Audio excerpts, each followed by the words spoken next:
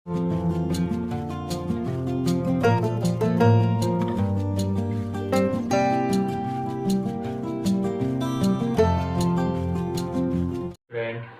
Welcome back to my YouTube channel maths academy बायोगन sir. ये बेटा चैप्टर फर्स्ट का ये पार्ट सेकंड है जो हमारे यूट्यूब चैनल पे आपका स्पेशल क्लास होगी revision for exam term one और मैथ्स के लिए बताया जाएगा। तो यहाँ पे कल हमने चैप्टर वन रियल नंबर्स का कंसेप्चुअल वीडियोस यानी explanation videos term one step by steps explain किया था। तो आज हम उन पे बेस्ड कुछ क्वेश्चन करेंगे।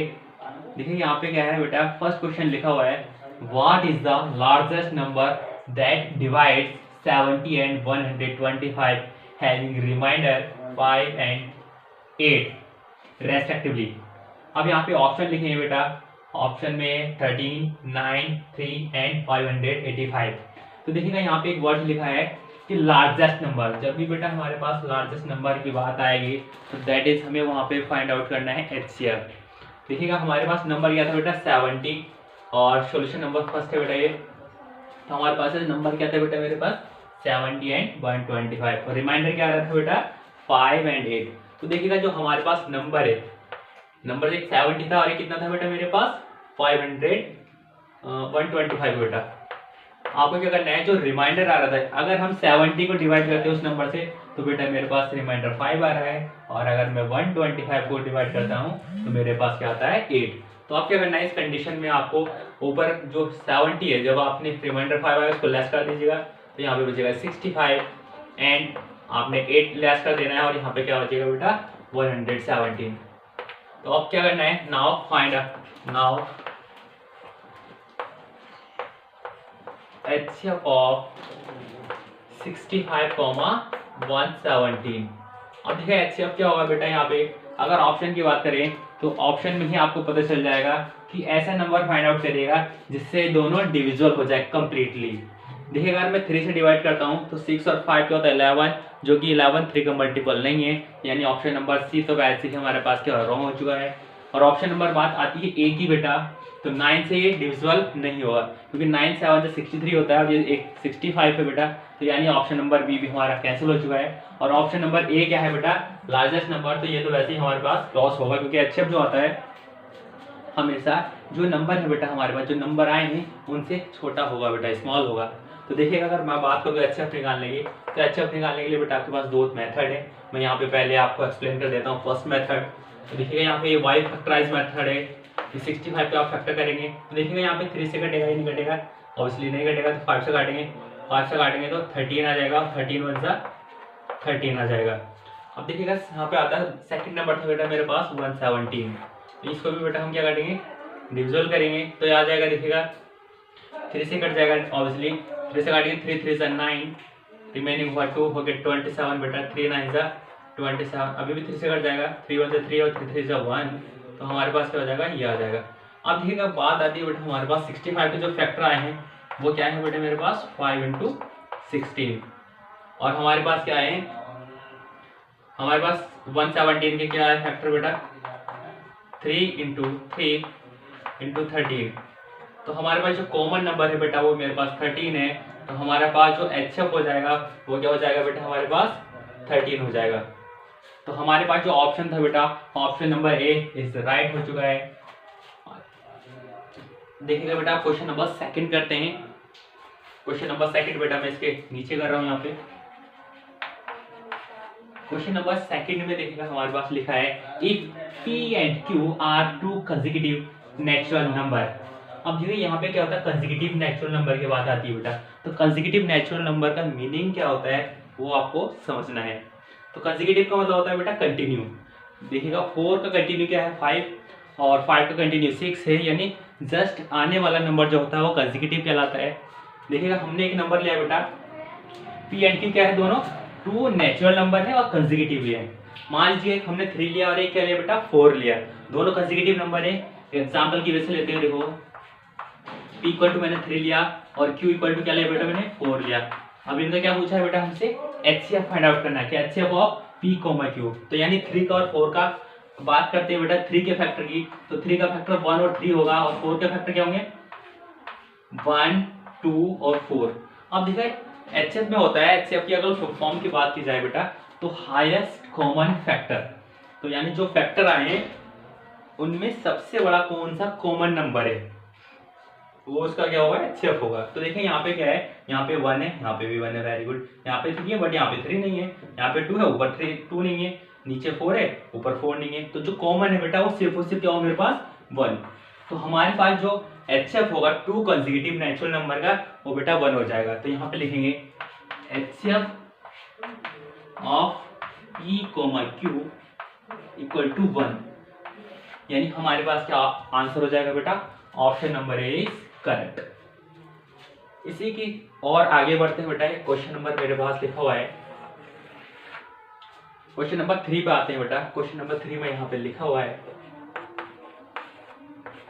क्वेश्चन नंबर 3 में लिखा है गिवन दैट एलसीएम 91, 26 इक्वल टू 182 देन एचसीएफ इज।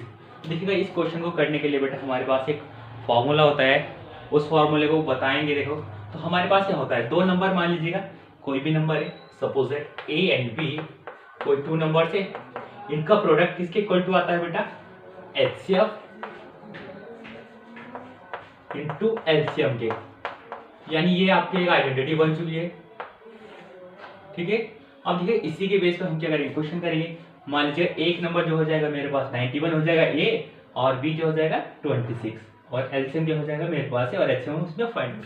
तो ए कितना है बेटा 91, ठीक, और बी कितना है बेटा 26 इक्वल टू एलसीएम कितना था बेटा 182। निकालना क्या है बेटा एचसीएफ फाइंड आउट करना है, तो आप उसको कैलकुलेट करेंगे। देखिएगा ये एचसीएफ निकालना है तो उसी को हम क्या करेंगे सेपरेट करेंगे।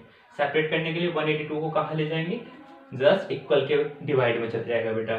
तो 91 into 26 divided by 182 equal to HCF.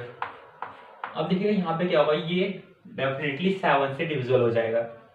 ठीक है, 7 से काटेंगे तो 7 1 जा 7 हुआ बेटा 2 कैरी हो गया 21, 7 3 जा 21। अब 7 से काटेंगे 7 2 जा 14 बेटा 4 हुआ रिमेनिंग हो गया 42, 7 6 जा 42, 13 1 जा 13 और 13 2 जा 26। अब देखिएगा हमारे पास जो आ जाएगा यहाँ पे, तो 26 बन जा 26 और नीचे आ जाएगा बेटा 2 इक्वल टू एचसीएफ। अब 2 से काटेंगे बेटा तो 2 1 जा 2, 2 3 जा 6, तो एचसीएफ कितना हो जाएगा बच्चों मेरे पास, एचसीएफ हो जाएगा 13, यानी ये आपका आंसर था बेटा इस बार। ठीक है, यानी हमारे पास option number B is correct. ठीक है, आई होप कि ये तीनों क्वेश्चन का सॉल्यूशन आपको बेटा समझ में आया होगा। अब नेक्स्ट क्वेश्चन की ओर बढ़ेंगे, उससे पहले मैं इन क्वेश्चन को इरेज कर देता हूं बेटा।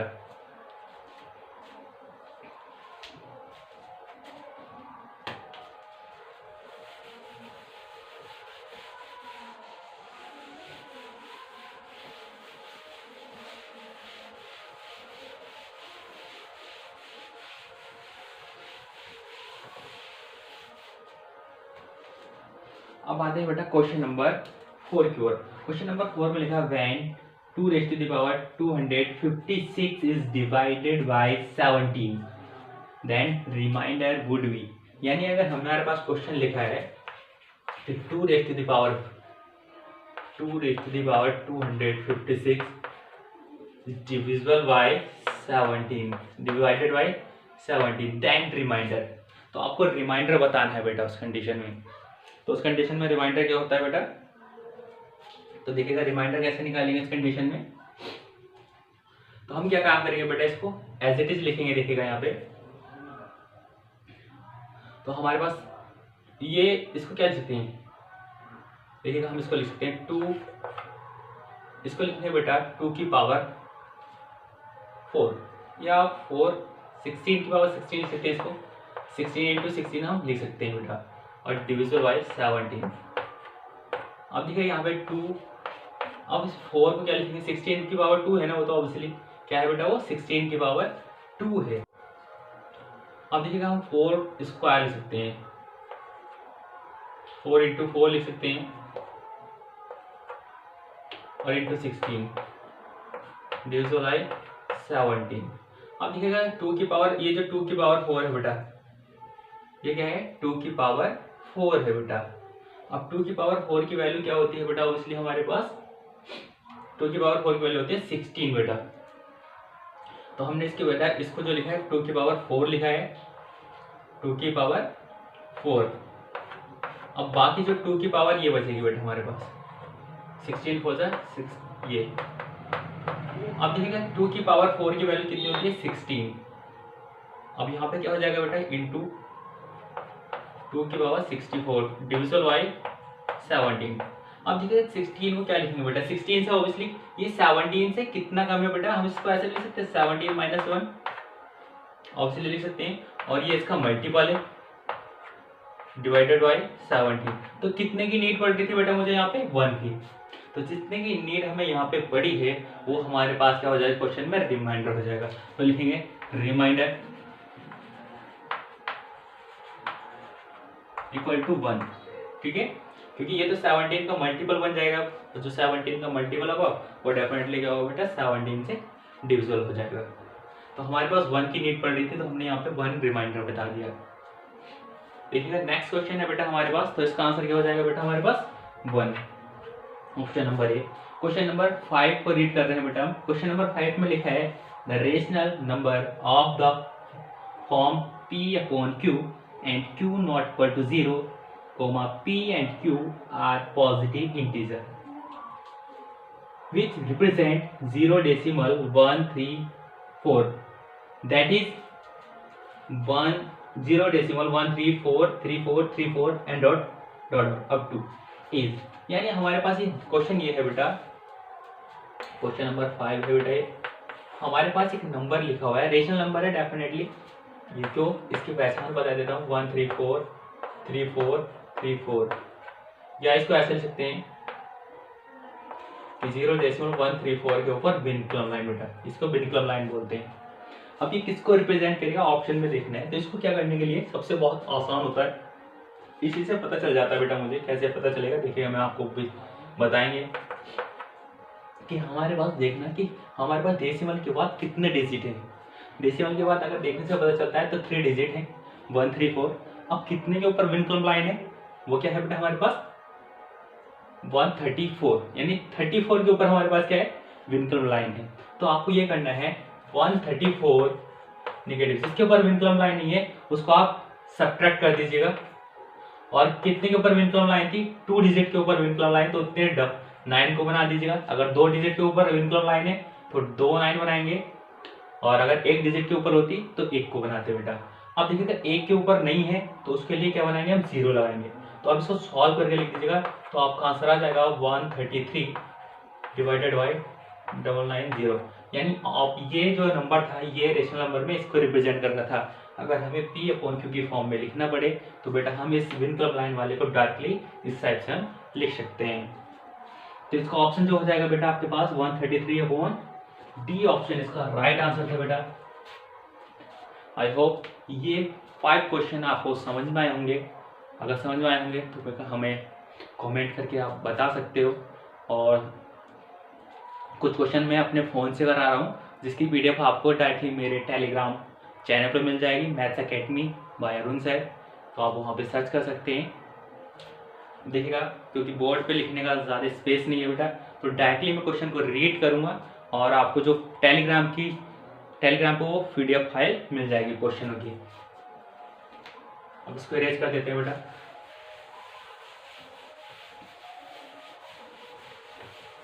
इन्हीं के सिमिलर कुछ क्वेश्चन करेंगे बेटा हम, जो कि हमें डायरेक्टली मिल जाएगी PDF फाइल में।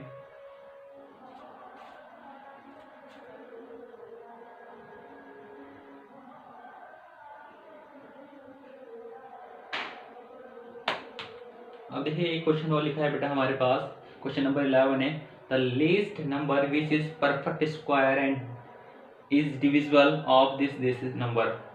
यानी एक नंबर है जो कि परफेक्ट लीस्ट होगा, लीस्ट का मतलब होता है छोटे से छोटा होता है बेटा, लीस्ट का मतलब कम से कम, which is a perfect square जो कि क्या है परफेक्ट स्क्वायर भी होगा, एंड डिविजिबल बाय 16 20 एंड 24। तो देखिएगा वो क्या नंबर होना चाहिए बेटा, क्वेश्चन नंबर 11 है बेटा मेरे पास PDF फाइल। तो देखिएगा हमारे पास क्या है 16, 20 एंड 24।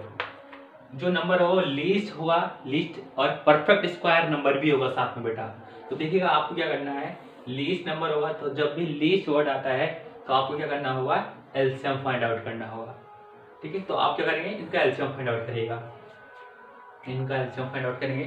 तो एलसीएम कैसे फाइंड आउट करेंगे बेटा, हम एलसीएम फाइंड आउट करना हमें सभी को आता है। एक तो फैक्टराइजेशन मेथड है, सिंपल उसी से करेंगे बेटा हम। 16, 20 एंड 24। अब देखिए 2 से कट जाएगा, 2 से काटेंगे तो 8 आ जाएगा, 2 से काटेंगे 2 1 ज़ा 2, 0 एज इट इज, 2 1 ज़ा 2, 2 2 ज़ा 4, 2 4 ज़ा 8, 2 5 ज़ा 10 और 2 6 ज़ा 12। अभी 2 से कट जाएगा, 2 2 ज़ा 4 और 5 नहीं डिविजल होगा तो 5 को एज इट इज लिखेंगे और 2 3 ज़ा 6।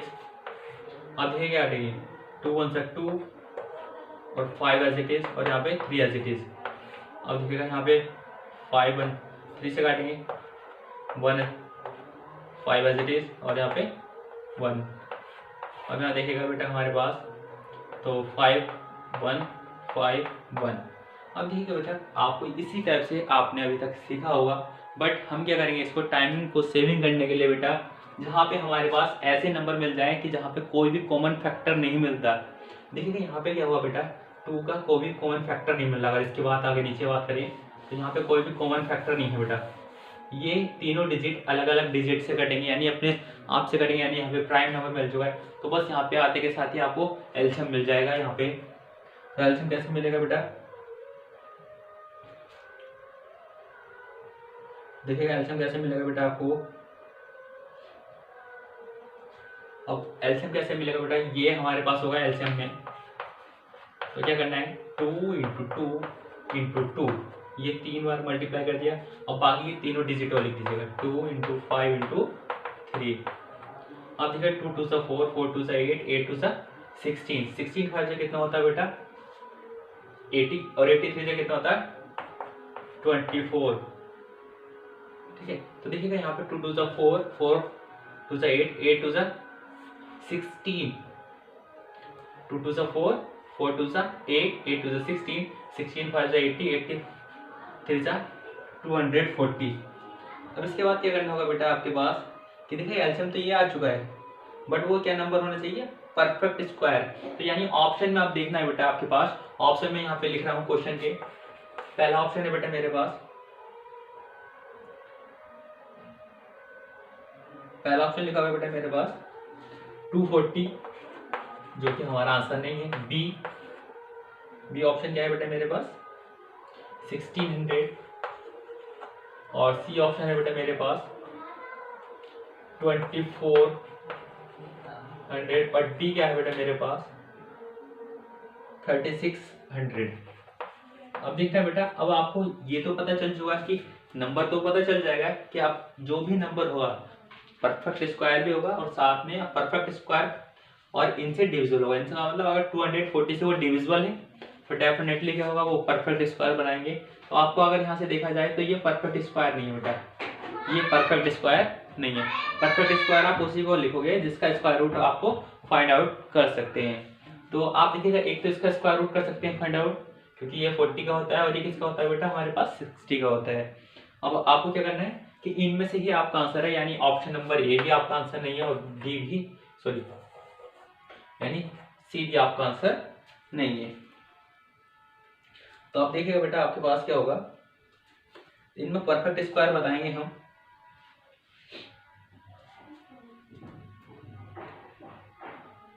अब देखिएगा अगर b को बात करें 1600 को अगर मैं इससे डिविजिबल करूं क्या वो इजी से कट जाएगा या नहीं कटेगा, ये देखना होगा। तो ऑप्शन नंबर बी ट्राई करते हैं बेटा हम। 1600 डिवाइडेड बाय 240, 0 से 0 एलिमिनेट हो जाएगा। 8 2 ज़ा 16, 8 3 ज़ा 24, ऊपर बचेगा 20 और आएगा नीचे 3। तो ये क्या है, एक इंटीजर नहीं मिल रहा है बेटा हमारे पास। ठीक है, तो इसका मतलब ये ऑप्शन भी हमारा गलत हो जाएगा। ऑप्शन नंबर डी के बाद आते हैं बेटा, डी ट्राई करेंगे। देखिएगा 3600 डिवाइडेड बाय 240, 0 से 0 12 3 ज़ा 36 और 12 2 ज़ा 24, ऊपर कितना है बेटा 30, नीचे आएगा बेटा 2 2 से काटेंगे तो 15। जी बेटा बिल्कुल ऑब्वियसली हमारे पास एक इंटीजर मिल चुका है, बट ये क्या है हमारे पास इंटीजर नहीं था, और यहाँ पे क्या है इंटीजर है। तो जहाँ पे भी ऐसा कंडीशन बन जाए वो आपका आंसर होगा। तो यानी हमारे पास आंसर क्या है, बी ऑप्शन नहीं था, यानी डी आपका आंसर था। आई होप ये क्वेश्चन भी बेटा आपको समझ में आया होगा। नेक्स्ट क्वेश्चन की ओर बढ़ते हैं बेटा।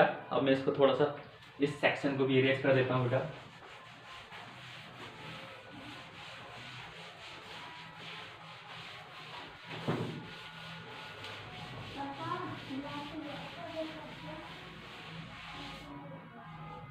अब देखिएगा बेटा हमारे पास क्वेश्चन नंबर है बेटा मेरे पास, नेक्स्ट क्वेश्चन मैं आपको लिख देता हूँ बेटा यहाँ पे।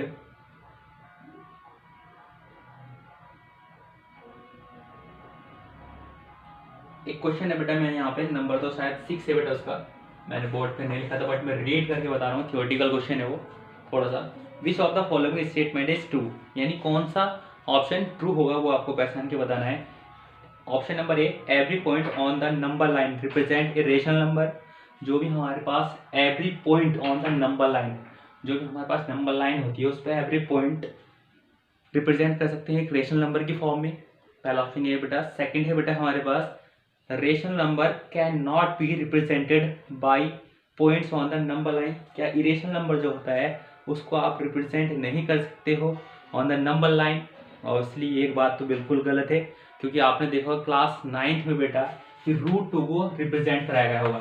क्या है क्वेश्चन आता था, √2 represent on the number line and √3 represent on the number line, √4 represent on the number line. तो यानी ये ऑप्शन तो बिल्कुल गलत हो चुका, यानी ए ऑप्शन की अभी विचार चल रहा है बट बी बिल्कुल गलत है। ऑप्शन नंबर डी की बात करते हैं बेटा, 22/7 is a rational number.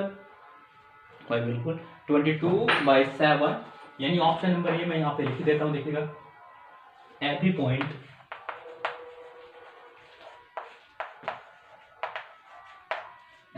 on the number line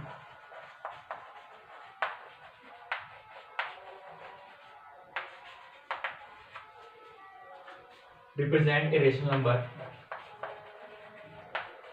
represent a rational number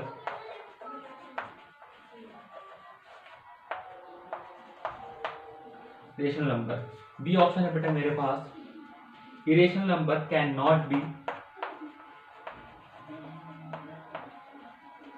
irrational number cannot be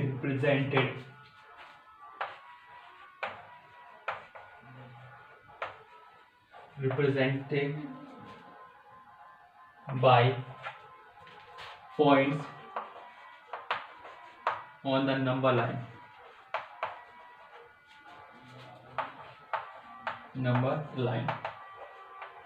C option लिखा है 22/7 इज ए रेशनल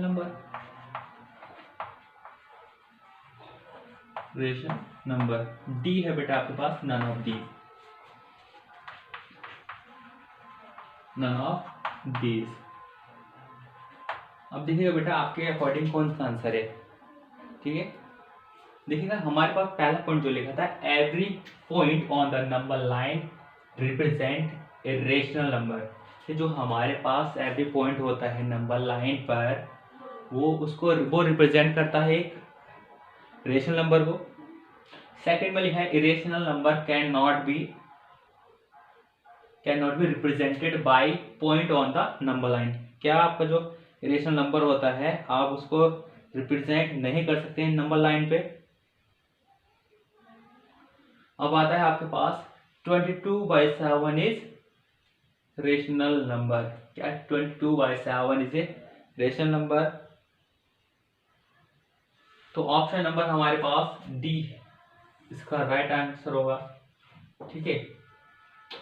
देखिएगा हमारे पास क्या होगा बेटा, इसका जो राइट आंसर है कि 22/7 इज ए रेशनल नंबर होता है सपोज। बट क्वेश्चन एक बार फिर से सुन लीजिए, क्वेश्चन क्या था, क्वेश्चन को मैं पढ़ के रीड करके बता रहा हूँ, बस मोर ऑप्शन मैंने यहाँ पे मेंशन किया है। Which of the following statement is true, कौन सा स्टेटमेंट ट्रू है ये आपको फाइंड आउट करना है।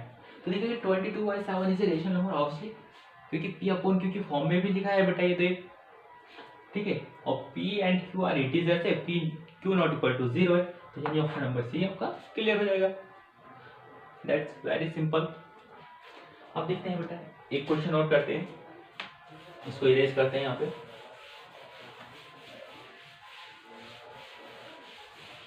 क्वेश्चन को थोड़ा ध्यान से सुनना है बेटा आपको। क्वेश्चन लिखा है which of the following will have a terminating decimal expansion. यानी आपको क्वेश्चन नंबर 16 है हमारे पीडीएफ का, तो लिखेंगे विच of the following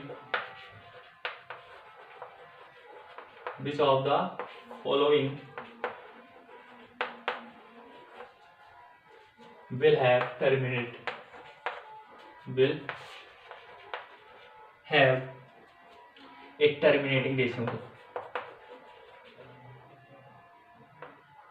terminating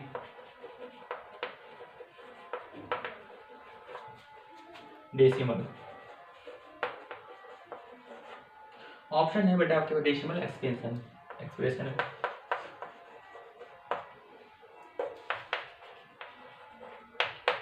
question देखिएगा यहाँ पे लिखा है, ऑप्शन लिखते हैं बेटा 77/210, बी ऑप्शन लिखा है बेटा यहाँ पे 323/30, सी है बेटा आपके पास 125/441 और डी है बेटा आपके पास 23/8। अब देखना बेटा यहाँ पे कल मैंने आपको बताया कि टर्मिनेट की पहचान क्या करना है। टर्मिनेटिंग में सबसे पहली बात ही मैंने कि आपको हमारे पास जो डिनोमिनेटर में लिखा है उसके फैक्टर करते हैं, तो इसको फैक्टराइज कैसे करेंगे बेटा, फैक्टराइज करने के आपके तरीके हैं, बट मैं क्या करूँगा इसको हम क्या लिख सकते हैं 21 × 10 लिख सकते हैं, ठीक है। अब उसको ऊपर वाले क्या लिख सकते हैं 7 × 11 लिख सकते हैं बेटा, ठीक है, इक्वल का साइन अभी भी। अब इसको क्या लिख सकते हैं इसको बेटा, इसको हम लिखेंगे 3 × 7, ठीक है। 21 को हमने क्या लिखा इस वाले को बेटा 3 × 7 इंटू, अब इस 10 को क्या लिखा है बेटा 2 × 5। अब देखिएगा ऊपर वाले को क्या लिखते हैं 7 × 11, तो 7 से 7। तो हमने बताया था टर्मिनेट वो तभी होगा बेटा जब यहाँ पे जो ये नंबर है, ये जो नंबर है बेटा ये टर्मिनेटिंग में क्या बताया था कि ये नंबर यहाँ से हटना चाहिए, तो यहाँ पे क्या होना चाहिए 2 की पावर m × 5 की पावर n कि अगर फॉर्म में है तो डेसिमल टर्मिनेट होगा डेफिनेटली, ठीक है, और अगर नहीं है तो वो डेसिमल टर्मिनेट नहीं होगा। तो ये डेसिमल टर्मिनेटिंग एक्सपेंशन नहीं है क्योंकि यहाँ पे 3 और एक्स्ट्रा फैक्टर बन चुका है बेटा। अब देखते हैं इसके बेटा, तो 30 के क्या करते हैं, 30 के लिखेंगे 2 × 3 × 5 और ऊपर 23 तो प्राइम नंबर है उसको तो हम चेंज ही नहीं कर सकते, तो यहाँ पे भी 3 है, एक फैक्टर एक्स्ट्रा आ रहा है 30 है, तो ये भी टर्मिनेट डेसिमल नहीं है, टर्मिनेटिंग एक्सपेंशन नहीं है।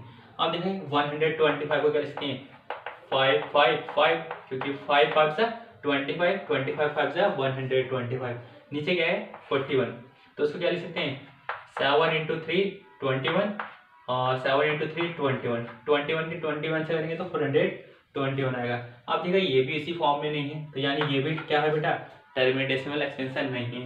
लास्ट ऑप्शन आता है बेटा 23 तो प्राइम है ऊपर, नीचे वाले लिखेंगे क्या लिखेंगे 2 की पावर 3 लिख सकते हैं, तो 2 की पावर 3 का मतलब क्या होता है 8 होता है। अब हमारे पास क्या है बेटा, इसको हम ऐसे भी लिख सकते हैं × 5 की पावर 0। तो देखिएगा मैंने क्या बोला था कि अगर आपके पास डिनोमिनेटर में फैक्टर करने के बाद बेटा अगर इस फॉर्म में मिल जाते हैं, यानी किस फॉर्म में 2 की पावर m × 5 की पावर n, और mn क्या बताया था मैंने m, n बिलोंग्स करता है नॉन नेगेटिव नंबर से, किससे बोलते हैं बेटा नॉन नेगेटिव या होल नंबर से, यानी w बेटा होल नंबर, ठीक है। अगर इसमें बिलोंग करता है तो आपका क्या होगा वो टर्मिनेट डेसिमल एक्सपेंशन होगा, तो ऑप्शन नंबर डी आपका राइट आंसर था, ठीक है बेटा। आई होप ये क्वेश्चन आपको समझ में आया होगा। एक और नेक्स्ट क्वेश्चन करते हैं बेटा हम अपना, इसको इरेज कर देते हैं, क्वेश्चन को रीड कर देता हूं बेटा।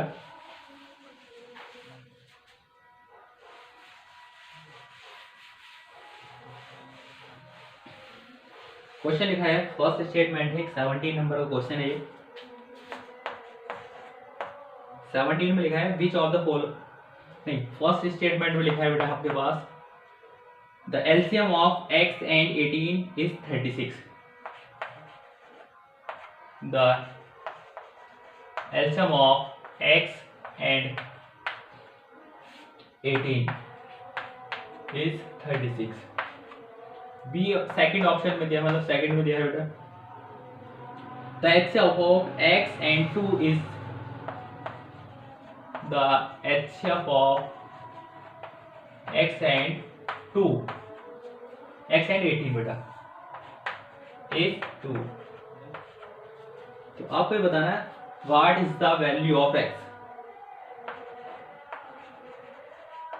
What is the value of x, तो यानी x की वैल्यू बतानी है बेटा आपको। तो देखिएगा इस क्वेश्चन में क्या करना है, बहुत वेरी सिंपल क्वेश्चन दिया है बेटा हमारे पास कि अगर एक नंबर मेरे पास x है बेटा और एक क्या है मेरे पास 18 है और एलसीएम कितना दिया है 36, और एक फिर से नंबर वही है x और 18 और एलसीएम कितना दिया है बेटा 2, तो x की वैल्यू पूछे है। तो मैंने अभी बताया था आपको एक क्वेश्चन में कि फर्स्ट नंबर यानी a number second number b equal to LCM into HCF. तो आपको मैं इसके ऑप्शन भी लिख देता हूँ बेटा। ऑप्शन में लिखा है पहला 1 B 2 3 एंड 4। ऑप्शन नंबर ए है बेटा मेरे पास 1, बी है बेटा मेरे पास 2, सी है बेटा मेरे पास 3 और डी है बेटा मेरे पास 4। ये चार ऑप्शन है बेटा। तो आपको क्या करना है, ए देखिएगा बेटा, ए क्या है बेटा मेरे पास x, बी क्या है बेटा मेरे पास 18 इक्वल टू एलसीएम कितना है बेटा मेरे पास 36 और एचसीएफ कितना है बेटा इन दोनों नंबर का 2, तो 18 2 सा 36, तो x इक्वल टू कितना हो जाएगा 2 इंटू 2 यानी 4, तो यानी ऑप्शन नंबर डी आपका करेक्ट हो जाएगा बेटा। वेरी सिंपल बेटा। नेक्स्ट क्वेश्चन बताते हैं बेटा। नेक्स्ट क्वेश्चन बहुत अच्छा क्वेश्चन है जो कि आपकी समझ में भी आएगा बिल्कुल बेटा। 18 क्वेश्चन है बेटा, इसको इरेज कर देता हूँ बेटा मैं इसके लिए।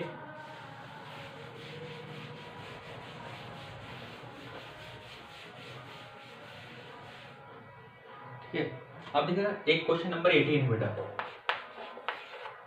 क्वेश्चन नंबर 18 में लिखा है इफ a इक्वल टू है 2 raise to the power 3 into 3। B option है बेटा, बी लिखा है एंड बी इक्वल टू है बेटा मेरे पास 2 इंटू 3 इंटू 5, 2 इंटू 3 इंटू 5 और सी इक्वल टू क्या है बेटा मेरे पास 3 की पावर n इंटू 5। ठीक, अब यहाँ पे बताया गया है एंड एलसीएम और साथ में भी बताया गया है एंड एलसीएम किसका ए बी सी, यानी जो हमारे पास तीन नंबर दिए ए बी सी, इनका एलसीएम कितना है बेटा 2 की पावर 3 इंटू 5 की पावर 2 की पावर 3 इंटू 3 की पावर 2 इंटू 5, ये एलसीएम है। देन एन इक्वल टू, तब आपको एन बताना है बेटा क्या होगा। ऑप्शन नंबर ए यहाँ पे लिख देते हैं। देखिए हम ऑप्शन में लिखा है 1, बी है बेटा 2, सी है बेटा मेरे पास 3 एंड डी है बेटा मेरे पास 4। ठीक, अब देखिए क्या करना है, ए बी सी हमारे पास 3 नंबर है, इनका एलसीएम हमें चाहिए होगा। तो अब आपको ए बी सी का एलसीएम ये है बुक्स के अकॉर्डिंग, हमारे अकॉर्डिंग क्या आएगा वो आपको फाइंड आउट करना है। तो एलसीएम में क्या करेंगे देखिएगा, सॉल्यूशन में यहाँ पे लिख देता हूँ। जो हमारे पास ये ऑप्शन है बेटा, ये ऑप्शन लिखो यहाँ पे। तो ए की वैल्यू कितनी है 2 इंटू 2 इंटू 2 और एक 3। ठीक, बी क्या है बेटा, बी की वैल्यू क्या है बेटा मेरे पास 2 इंटू 3 इंटू 5, 2 इंटू 3 इंटू 5। सी क्या है बेटा, सी है मेरे पास 3 की पावर n इंटू 5, यानी 3 की पावर n इंटू 5। अब देखिएगा एलसीएम क्या आएगा, अगर मैं इनका एलसीएम लेता हूं तो एलसीएम में बेटा हमारे पास एलसीएम में क्या है, देखो यहाँ पे कॉमन है दोनों नंबर। तो एलसीएम अगर मैं बात करता हूँ, एलसीएम में होता है इनके कॉमन मल्टीपल। तो ये देखिएगा इन दोनों नंबर में 2 है, ऑब्वियसली 2 लिखेंगे बेटा ये। ठीक है, यहाँ पे 2 है और यहाँ पे कहीं पे 2 नहीं है, तो ये 2 और लिखेंगे। एक यहाँ पे 2 है, फिर से 2 नहीं कहीं, तो एक और 2 लिखेंगे। अब देखना यहाँ पे क्या है, क्या यहाँ पे 3 है, यहाँ पे भी 3 है। ठीक है, और यहाँ पे भी आपके पास 3 है सी में भी। तो आपको 3 को क्या है 1 टाइम्स तो होगा ही बेटा, एक बार तो हम 3 को लिख ही देंगे बेटा यहाँ पे, क्योंकि 3 कॉमन है मेरे पास।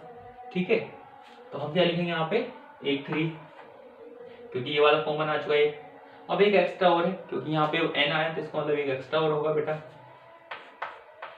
ठीक है, तो हम यहाँ पे क्या करेंगे, मोस्टली जो पावर है यहाँ पे 1 है, यहाँ पे 1 और यहाँ पे तो n है, तो इसका मतलब n तो बड़ी होगी, तो जो बड़ा फैक्टर होता है उसको लिख लिया जाता है। तो हम क्या लिखेंगे बेटा यहाँ पे, तो मैं आपको और आसान कर देता हूँ। यहाँ पे जो बड़ी पावर है वो यहाँ पे लिखी जाएगी n, और देखो 5 यहाँ पे 5 यहाँ पे, तो जो कॉमन है उसको इक्वल लिखा जाएगा।